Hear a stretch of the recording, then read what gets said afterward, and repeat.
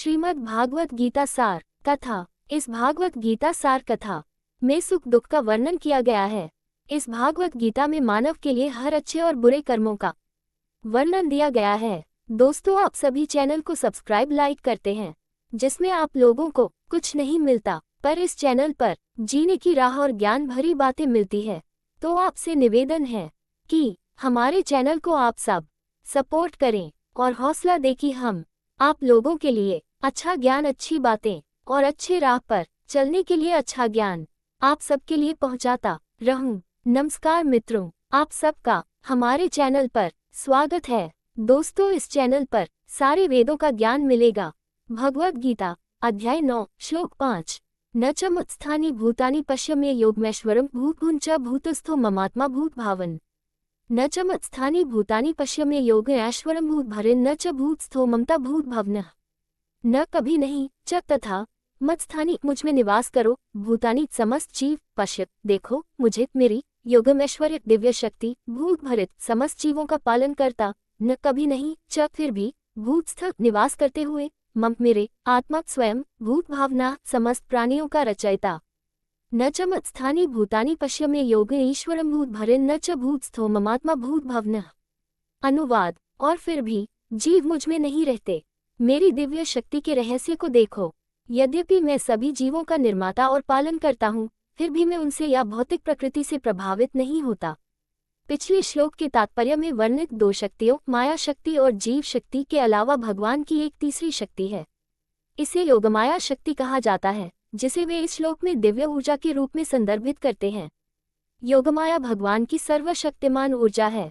इसे कर्तुम अकर्तुम समर्थ, या जो असंभव को संभव बना सकता है, कहा जाता है, और यह उन कई अद्भुत चीजों के लिए जिम्मेदार है जिन्हें हम उनके व्यक्तित्व का श्रेय देते हैं।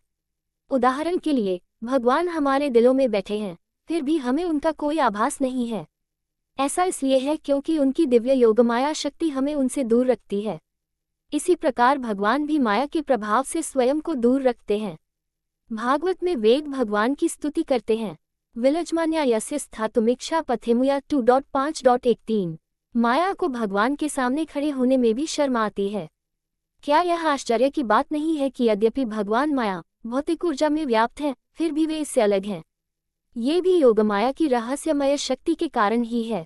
यदि संसार ईश्वर को प्रभावित कर सकता है, तो जब यह नष्ट हो जाएगा तो उसका स्वभाव और व्यक्तित्व भी नष्ट हो जाएगा। लेकिन संसार में सभी परिवर्तनों के बावजूद ईश्वर अपने व्यक्तित्व में स्थित रहता है। इसी प्रकार वेद ईश्वर को दशांगुली या 10 अंगुल नाम से पुकारते हैं। वह संसार में है और फिर भी उससे 10 अंगुल परे है, उससे अछूता। भगवद गीता अध्याय 9 श्लोक 6। यथाकाश स्थितो नित्यम वायो सर्वत्रगो महान तथा सर्वाणि भूतानि मत्थानि तुपधारय। यथाकाश स्थितो नित्यम वायो सर्वत्र गो महान तथा सर्वाणि भूतानि मत्स्थानित्युपधारय। यथा जैसे आकाश स्थित आकाश में रहता है, नित्यम सदैव, वायु हवा सर्वत्र गाह सर्वत्र बहता हुआ, महान शक्तिशाली, तथा वैसे ही सर्वाणि भूतानि सभी जीव, मत्स्थानि मुझ में विश्राम करते हैं, इति इस प्रकार उपाध्याय जानो। यथाकाश स्थितो नित्यम वायो सर्वत्र गो महान तथा सर्वाणि भूतानि मत्स्थानित्युपधारय। अनुवाद। ये जान लो कि जिस प्रकार सर्वत्र बहने वाली प्रचंड वायु सदैव आकाश में ही स्थित रहती है, उसी प्रकार सभी जीवात्माएं सदैव मुझ में ही स्थित रहती हैं। श्री कृष्ण ने चौथे श्लोक से लेकर छठे श्लोक तक 3 बार मत्स्थानी शब्द का प्रयोग किया है। इसका अर्थ है सभी जीवात्माएं उनमें ही स्थित हैं। वे उनसे अलग नहीं हो सकते, भले ही वे विभिन्न शरीरों में देह धारण कर लें और पदार्थ के साथ अपनापन स्वीकार कर लें। ये कल्पना करना थोड़ा मुश्किल हो सकता है कि दुनिया भगवान में कैसे टिकी हुई है। ग्रीक पौराणिक कथाओं में एटलस की एक तस्वीर दिखाई गई है जिसमें वह ग्लोब को थामे हुए है। ग्रीक लोक कथाओं में एटलस ने माउंट ओलंपस के देवताओं के खिलाफ युद्ध में टाइटन्स के साथ लड़ाई लड़ी थी। सजा के तौर पर उसे हमेशा के लिए धरती और आकाश को अपनी पीठ पर ढोने की सजा दी गई थी, जबकि माना जाता है कि वह अपने कंधों पर एक बड़ा स्तंभ रखता है। जब श्री कृष्ण कहते हैं कि वे सभी प्राणियों को थामे हुए हैं, तो उनका मतलब यह नहीं है। पूरा ब्रह्मांड अंतरिक्ष में मौजूद है और अंतरिक्ष भगवान की ऊर्जा से बना है। इस प्रकार सभी प्राणियों को भगवान में विश्राम करते हुए कहा जा सकता है। अब भगवान अर्जुन को यह अवधारणा समझाने के लिए एक उदाहरण देते हैं। हवा का आकाश से स्वतंत्र कोई अस्तित्व नहीं है। ये निरंतर और उग्र रूप से चलती है और फिर भी यह आकाश के भीतर ही रहती है। इसी तरह आत्माओं का भी ईश्वर से स्वतंत्र कोई अस्तित्व नहीं है। वे समय, स्थान और चेतना में क्षणभंगुर शरीरों के माध्यम से कभी तेजी से और कभी धीरे धीरे आगे बढ़ती हैं, और फिर भी वे हमेशा ईश्वर के भीतर ही रहती हैं। दूसरे दृष्टिकोण से ब्रह्मांड में मौजूद हर चीज ईश्वर की इच्छा के अधीन है। उसकी इच्छा के अनुसार ही उसका निर्माण, पालन और विनाश होता है। इस तरह से भी हर चीज को ईश्वर में ही निहित कहा जा सकता है। भगवद गीता अध्याय 9 श्लोक 7-8 सर्वभूतानि कौन्तेय प्रकृति यान्ति मामिकाम कल्पक्षये पुनस्तानि कल्पादौ विसृजाम्यहम् 7 प्रकृति स्वमवस्ताभ्य विसृजामि पुनः पुनः भूतग्राम्ये कृत्स्नं वशं प्रकृतेर्वशात्। सर्वभूतानि कौन्तेय प्रकृति यान्ति मामिकाम कल्पक्षये पुनस्तानि कल्पादौ विसृजाम्य प्रकृति स्वनवष्टभ्य विसृजामि पुनः पुनः भूतग्राम्ये कृत्स्नं अवश प्रकृतेर्वशत्।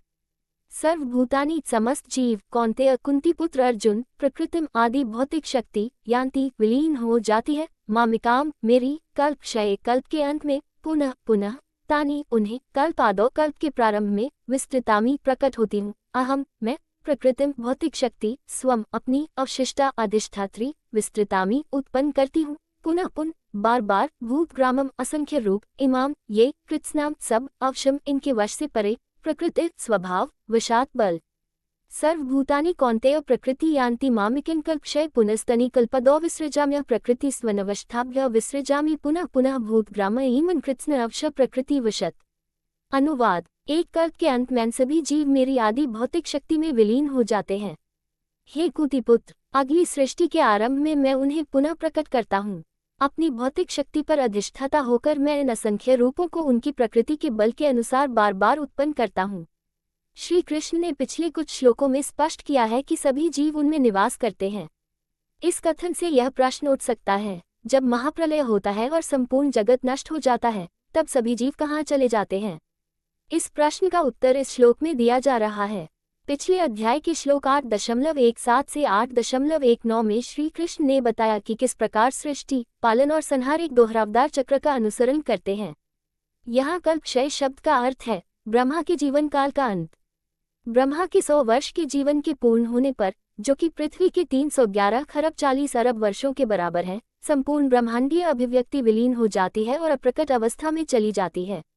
पंच महाभूत पंच तन्मात्राओं में विलीन हो जाते हैं। पंच तन्मात्रा अहंकार में विलीन हो जाती है। अहंकार महान में विलीन हो जाता है। महान प्रकृति में विलीन हो जाता है, जो भौतिक ऊर्जा का आदि रूप है, और प्रकृति परम भगवान महाविष्णु के दिव्य शरीर में जाकर विश्राम करती है। उस समय भौतिक सृष्टि के भीतर सभी आत्माएं भी भगवान के शरीर में जाकर निलंबित चेतन अवस्था में विश्राम करती हैं। उनके स्थूल और सूक्ष्म शरीर पुनः स्रोत माया में विलीन हो जाते हैं। हालांकि कारण शरीर अभी भी बना हुआ है। 3 प्रकार के शरीरों का वर्णन श्लोक 2.28 की टिप्पणी में विस्तार से किया गया है। प्रलय के बाद जब भगवान पुनः संसार की रचना करते हैं, तो भौतिक ऊर्जा विपरीत क्रम में खुलती है। प्रकृति, महान अहंकार, पंच तन्मात्रा, पंच महाभूत। तब जो आत्माएं केवल कारण शरीरों के साथ निलंबित चेतन अवस्था में पड़ी थीं, उन्हें पुनः संसार में रखा जाता है। अपने कारण शरीरों के अनुसार उन्हें पुनः सूक्ष्म और स्थूल शरीर प्राप्त होते हैं और ब्रह्मांड में विभिन्न जीवन रूप निर्मित होते हैं। ये जीवन रूप अस्तित्व के विभिन्न स्तरों के बीच प्रकृति में भिन्न होते हैं। कुछ ग्रह प्रणालियों में अग्नि शरीर में प्रमुख तत्व है, ठीक वैसे ही जैसे पृथ्वी तल में प्रमुख शारीरिक तत्व पृथ्वी और जल हैं। इसलिए शरीर अपनी सूक्ष्मता और उनके द्वारा किए जा सकने वाले कार्यों में भिन्न होते हैं। इसलिए श्री कृष्ण उन्हें असंख्य जीवन रूप कहते हैं। दोस्तों, आपसे निवेदन है कि हमारे चैनल को आप लोग सपोर्ट करें। वीडियो अच्छा लगा हो तो लाइक शेयर सब्सक्राइब जरूर करें। धन्यवाद।